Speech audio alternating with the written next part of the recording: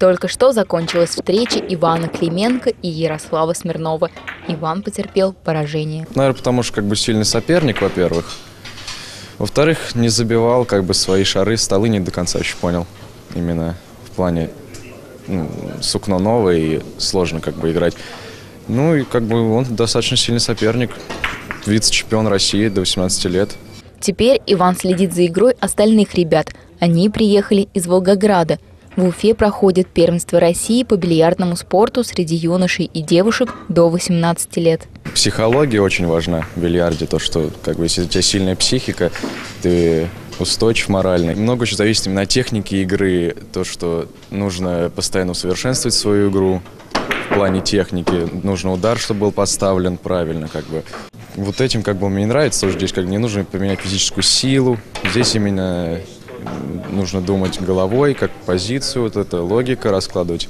2 года назад в Уфе уже проходили подобные соревнования. В этом году на них приехали 85 парней и 34 девушки. Нашу республику представляет лишь одна – Карина Ишкинина из Салавата. Она участвовала на первенстве России в городе Ульяновск, и там вошла в 8 сильнейших. В общем-то, девушка подготовленная, я считаю, что она может бороться. Уровень, я считаю, поднялся, потому что спорт развивается, бильярдный. Ребята растут, поднимается их мастерство. Очень много талантливых ребят, поэтому уровень очень высокий, я считаю. У нас есть, Саидгалиев Артем, он 2-е место на первенстве России занял в городе Ульяновск. В общем-то, он практически может с любым здесь бороться на равных. То есть, есть из Туймазов у нас Тухватуллин Артур. Он тоже прилично играет, подготовлен, тоже может бороться, но ему будет сложновато. Остальные ребята менее подготовлены, конечно, им, я думаю, не удастся войти в число призеров. Была одна встреча с парнем из Вологды. Я ему проиграл. Сейчас будет новая встреча. Посмотрим, что будет.